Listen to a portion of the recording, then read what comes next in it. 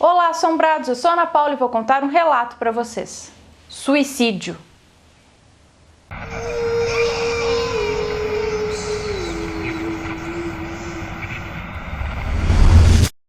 Histórias assombradas.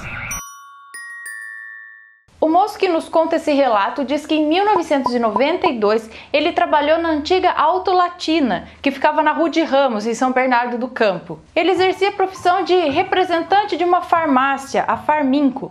Ele fornecia medicamentos para a Auto Latina. Era na época em que a Ford e a Volkswagen se juntaram formando a Auto Latina. Ele trabalhava em uma sala com mais duas pessoas, uma menina que trabalhava para fotótica e um rapaz que trabalhava com o Seguro Sul América. E o interessante é que nenhum deles ficava à vontade naquela sala. Eles diziam sentir-se observados ali. Eles tinham uma sensação de medo indescritível, sensação compartilhada por ele, porque ele disse que ele também sentia esse medo, essa coisa esquisita, parece que está sendo observado o tempo todo. Mas como ele já fazia parte do espiritismo, ele já imaginava que aquela sala tinha uma história por trás, tinha uma história a ser contada ali. E assim eles iam convivendo com essas sensações. Ele era sempre o primeiro a abrir a sala, e sempre que ele abria a sala, ele percebia uma sombra se deslocando. Sempre que ele abria a porta às 8 da manhã, ele via uma sombra como que saindo da sala, se mexendo, sei lá.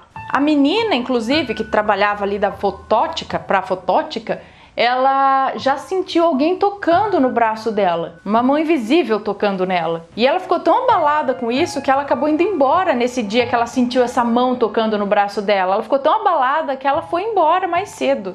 E os fenômenos foram ficando cada vez mais intensos, até que um dia ele tinha um rádio que ele ligava a fonte na tomada para escutar. E ele ouvia 89, a Rádio Rock. E sempre que acabava o expediente, ele pegava o rádio, tirava a fonte e guardava a fonte e o rádio na gaveta dele. E nesse dia, sabe quando alguma coisa escorrega da mão da gente, cai?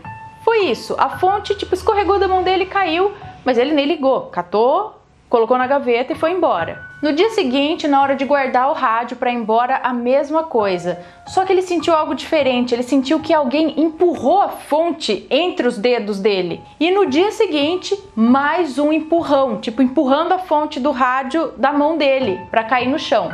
Aí ele percebeu que alguém estava tentando dizer alguma coisa. Então no outro dia, para guardar essa fonte, ele segurou a fonte com as duas mãos e colocou na gaveta. E ainda fez uma gracinha. E disse, agora não empurrou ela da minha mão, né? Nesse momento, ele disse que tinha um grampeador na mesa dele. E esse grampeador se arrastou pela mesa e caiu no chão. O grampeador foi empurrado da mesa até cair no chão, por algo invisível. Nesse momento ele fez uma prece. E nessa prece ele disse que se houvesse alguém necessitado ali de ajuda, ele estava à disposição. E logo ele dormiu sentado na mesa do trabalho. E assim, em sonho ou não, uma espécie de sonho, sei lá, ele pôde visualizar ele e um homem de meia idade, nessa mesma sala que eles estavam mesmo, que ele estava. E esse homem dizia que aquele lugar era dele, que ele era o vigia ali. E que não conhecia nem ele nem aquelas outras duas pessoas que trabalhavam ali. E o pior, diz que eles ficavam ignorando sua presença ali. Mesmo quando ele tentava tocá-lo para perguntar o que eles estavam fazendo ali. Ou seja, o espírito daquele senhor não sabia que estava morto. Ele acreditava que ainda trabalhava, que ainda era o vigia naquela sala, naquela indústria. Então o moço que nos conta esse relato começou a conversar com esse senhor, explicando que ele não estava mais entre nós, que precisava procurar ajuda para poder seguir o seu caminho. Inclusive falou para esse homem sobre a marca que ele tinha no pescoço dele, que indicava um enforcamento. Nessa hora ele percebeu que o homem ficou muito emocionado e nesse momento entrou um outro senhor pela porta. E esse senhor entrou dizendo para o homem: "Venha, filho, sua obrigação já acabou. Você tem outras tarefas a cumprir."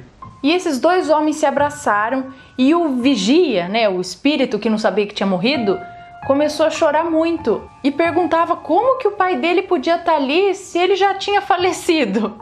Até que os dois saíram juntos pela porta, como dois amigos de velha data, abraçados pelo ombro. Daí ele acordou ali na mesa da sala dele e foi para casa. E novamente dormiu muito cedo naquela noite, porque diz que ele ficou extremamente cansado com essa experiência que ele teve. No dia seguinte, ele perguntou para o chefe da segurança a respeito de acontecidos ali naquela sala. E o segurança disse que há uns 10 anos atrás, um funcionário se suicidou naquela sala. O cara se enforcou nos canos do sistema de anti-incêndio. E o segurança disse ainda que aquela sala era muito desconfortável para os vigias. Quando os vigias faziam a ronda noturna, quando eles chegavam naquela sala, eles se sentiam desconfortáveis. Eles sentiam-se vigiados. E era isso mesmo que o fantasma fazia, o espírito do ex-vigia.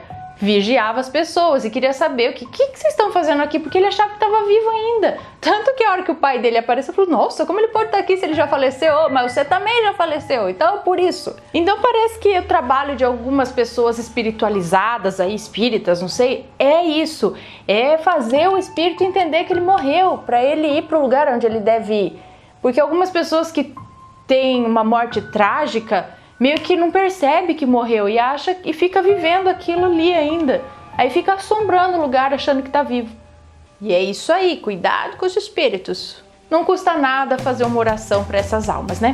E se você gostou desse relato, deixa o joinha, se inscreve no canal, segue a gente nas redes sociais e compartilha esse vídeo com seus amigos. Um beijo para vocês e até o próximo relato. Tchau!